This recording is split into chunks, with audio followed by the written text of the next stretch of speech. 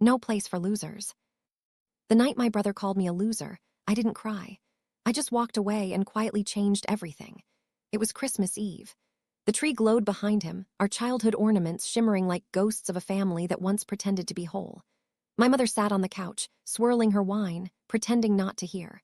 My father stared at the floor like he always did when things got ugly. My brother Jacob stood there, blocking the doorway with a smirk that felt colder than the snow outside. No place for losers, he said. His words didn't just cut, they rearranged something inside me. I stood there holding a bag of gifts I'd spent weeks picking out for his kids. Gifts that were supposed to mean forgiveness, peace, maybe even love. I didn't yell. I didn't beg. I just whispered, "You're right," and walked into the night. The drive home was silent except for the hum of the tires on ice. The gifts glowed faintly on the passenger seat, mocking me with every stoplight.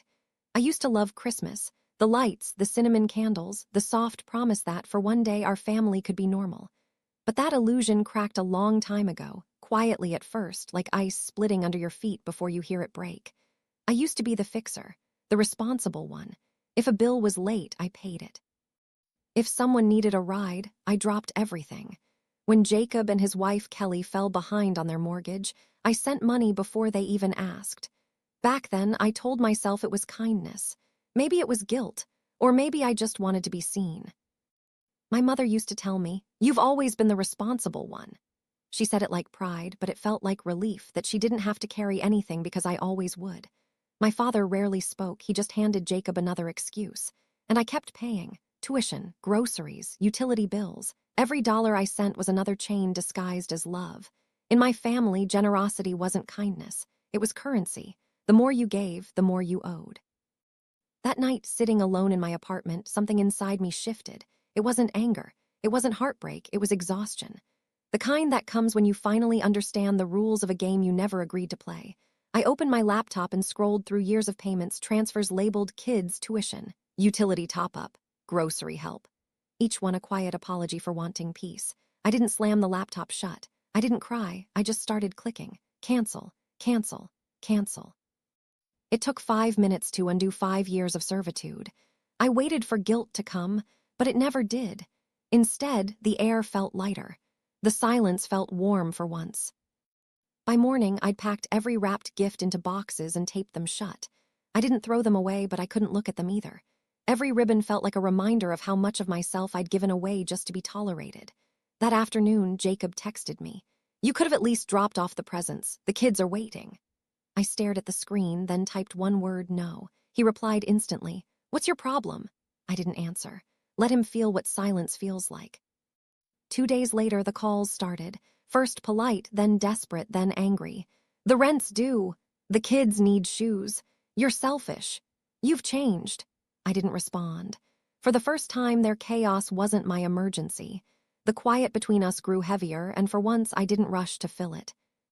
By Friday, Jacob stormed into my office, red-faced, his breath visible from the cold outside.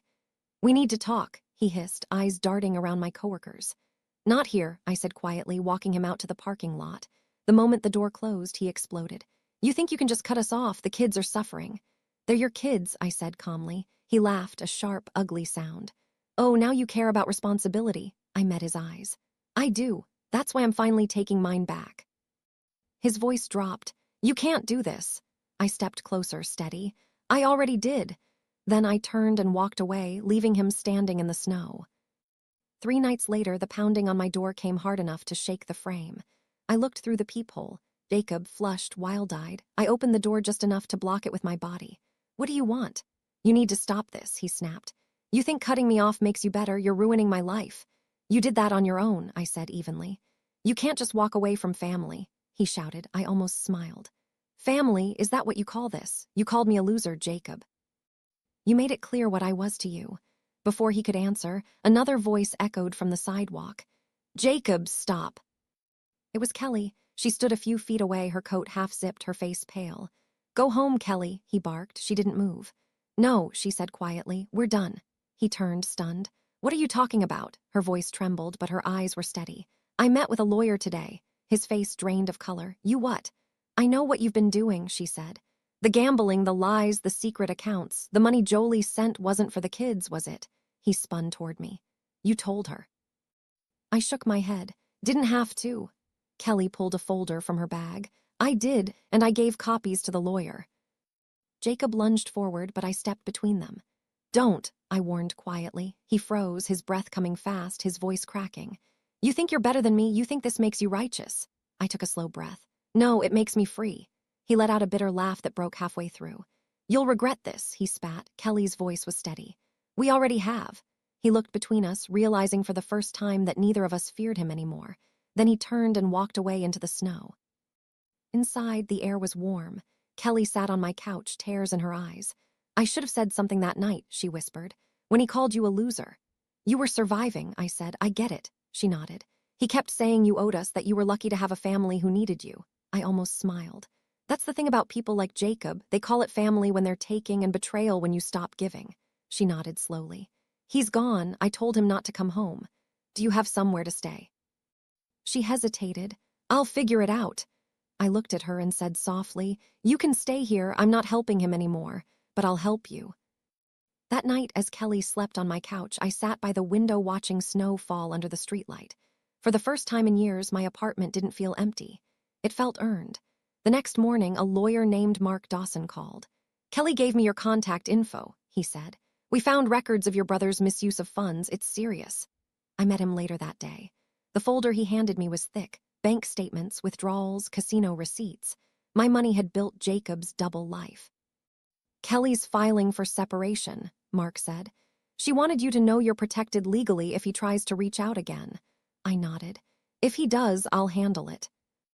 That evening Jacob called. I let it ring. Then another call and another. Finally, I answered, his voice cracked with anger. You ruined my family. She's leaving me because of you. No, I said quietly. She's leaving you because of you. He started shouting, but I cut him off. You used me, Jacob. You lied. You called me a loser. Now you've lost your wife, your kids, your home, and your free ride. The only thing you still have is a choice. Stop or sink. He said nothing, just a long breath and a click. Weeks passed. Kelly and the kids moved to a new state. She sent me photos, snowmen, pancakes, drawings taped to new walls. Each message was proof that healing doesn't always need noise. Sometimes it just needs distance. Jacob, meanwhile, disappeared into silence. Word spread that he'd lost his job, defaulted on his mortgage, moved in with a friend who later kicked him out. I didn't celebrate. I didn't post or gloat. I just folded the final bank statement and whispered to no one in particular. Maybe losers are just people who finally stopped paying for everyone else's mistakes. February came soft and gray. My mother called once, her voice sharp. You've made things difficult for your brother, she said. He's not himself. I almost laughed. Maybe now he finally is. She hung up. For the first time, the guilt didn't stick. I'd spent years mistaking sacrifice for love, thinking good daughters were the ones who bled quietly.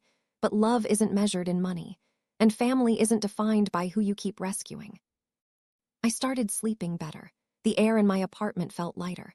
The quiet didn't sting anymore, it soothed. On weekends, I passed the old bakery my mother used to take us to. The smell of cinnamon no longer hurt. It reminded me that sweetness can exist without obligation. A week later, a letter arrived from Kelly's lawyer. Inside was a handwritten note. We're safe now. You gave us that.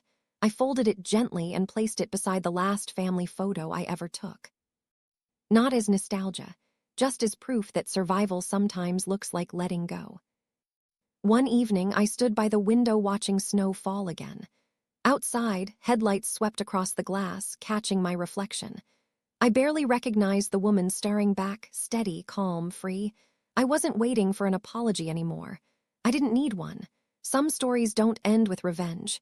They end with peace. A few weeks later, I dropped off the last box of Christmas decorations at a donation center. The clerk smiled and asked if I wanted a receipt. No, I said. I already kept what mattered, the lesson. Driving home, I passed my parents' house. The porch light still glowed, the same one that once burned in my face that night. I didn't stop. I just slowed down enough to notice how small the house looked now, like a stage set after the play is over. Maybe they still talk about me. Maybe they call me selfish or heartless. Maybe they always will, but I'm not a loser. I'm finally free. And if you've ever walked away from people who mistook your kindness for weakness, you know this feeling. It's not losing, it's liberation.